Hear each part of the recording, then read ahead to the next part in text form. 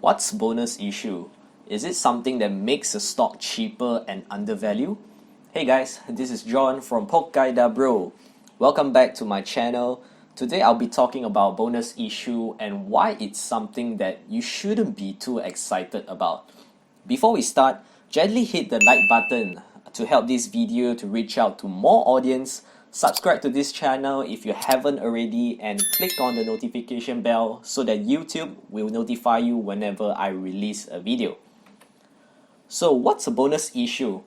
Imagine that you're holding a 1,000 share of company A and it's valued at 20 ringgit per share.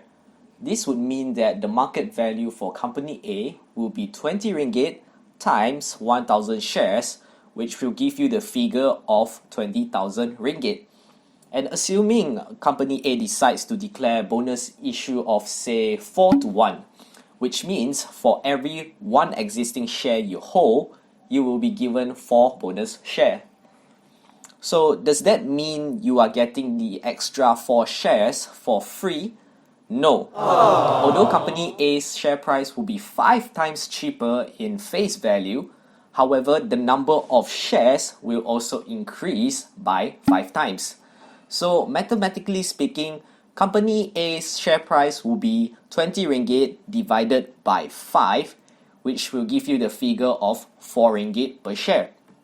While the number of shares you own will increase from 1,000 shares to 5,000. And this is due to the extra 4,000 bonus shares that is given by the company. And if you derive the market value again, it will be 4 ringgit times 5,000 shares, which will derive the value of 20,000 ringgit, which actually means the value still remain the same.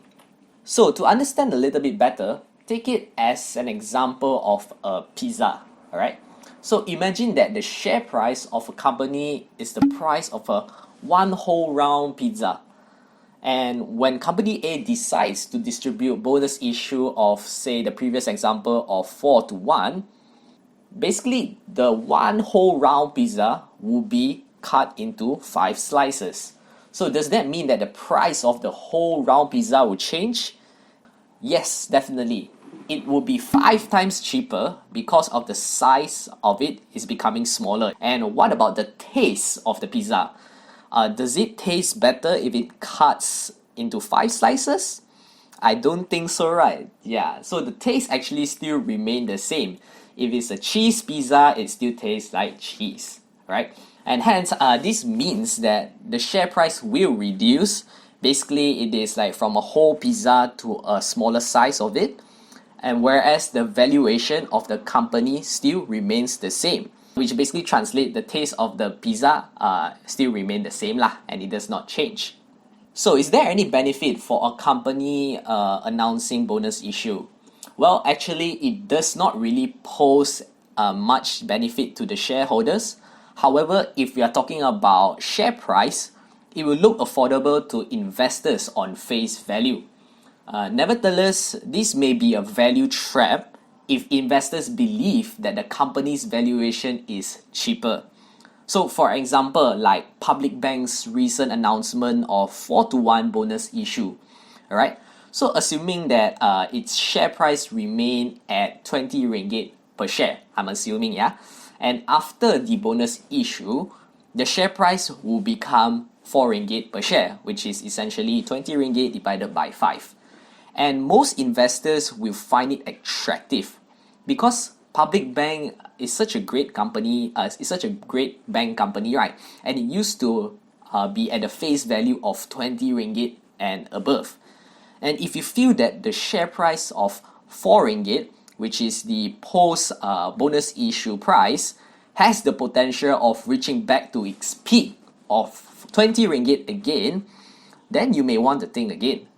That's because if the share price does reaches to 20 ringgit, this means that you are actually expecting the company to be valued at 100 ringgit per share, which is essentially the pre-bonus price, pre-bonus issue share price. Basically, you just take 20 ringgit, you multiply by 5, you times 5, right? So, do you think that it's possible for public bank to reach 100 ringgit per share? Well, that's up to your own valuation, right? So, referring to historical statistics, it takes about 10 years for public bank to reach to that price level, meaning to say from 4 ringgit to 20 ringgit. And this is assuming that the business is still alive 10 years later and it's growing steadily lah. So we have come to an end of this video. I hope that you guys have a clearer picture of about bonus issue. And if you enjoyed the content, make sure to give this video a like for the YouTube algorithm.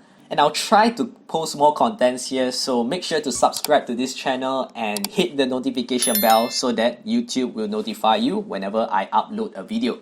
So thank you for watching, and I'll see you on the next one.